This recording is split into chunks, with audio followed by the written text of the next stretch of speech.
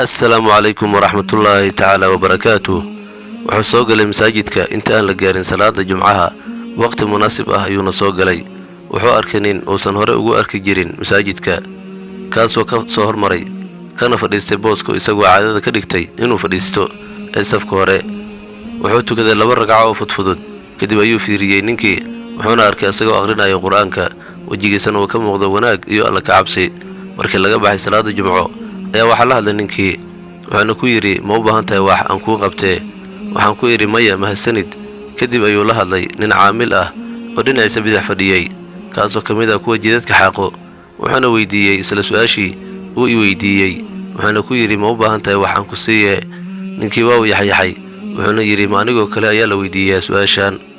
waa uu farxay ninkii kadib ayuu ku yiri danahaaga ii sheego aan ku gudee waxay uu sheegtay wax ka badan ayuu siiyay ninkii caamilka ahaa waa uu baxay wiilkii ayaana weydiiyay ninkii waxa uu yahay iyo inuu jimco walba uu sameeyo waxa uu sameeyay ninkii ayaa u jawaabay kuna yiri waxaan ahay macallin jaamacadeed kuma helin shaqadaas ilaa waxa aan hadda sameeyay maahane waqti badan ayaan ku tukan jiray masaajid u dhow jaamacadda wajigeygana waxa ka muuqan jirtay murug waxaan ka murugeysnaa dhimashada aabahay oo ina siin jiray wax walbo jaamacaddan iga bixin jiray mana aanan haysan cid kale oo ina kaalmayso waxa maalin soo milicsaday nin dhinacayga ku tukanayay wuxuuna igu yiri waxay su'aalo wiilkaygiiyow aan ku qabtee wajigiisa ayaan khayr ka dareemay waxaana ku yiri haa waxaan doonayaa waxaan jaamacadda ku dhigto wuxuu yiri waa diyaar itusi jaamacaddaada magacaagana ii sheeg bari ayaan aadayaa waana ka soo shubayaa lacagta sidaas ayaana sameynayaa sanad walbo ilaa aad ka baxdo jaamacadda farxad ayaan la ooyay waana u duceeyay kadib ayaan weydiiyay sideen kuugu abaalgudi karaa wuxuu igu jawaabay wuxuu yiri rasuulkeenni wanaagsanaa sallallahu alayhi wasallam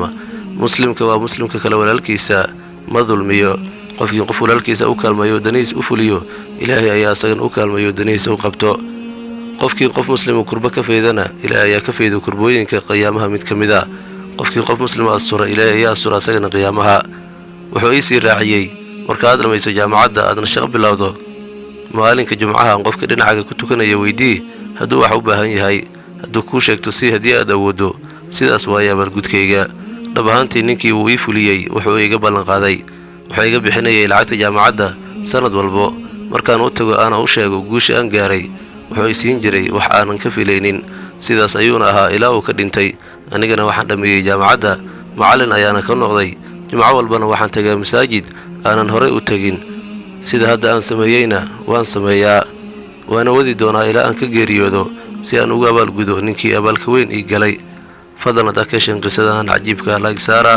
subscribe dhaw inagu soo biira janaalkeena bishaar action ka baqiilina subscribe aad ayaad u mahadsantihiin.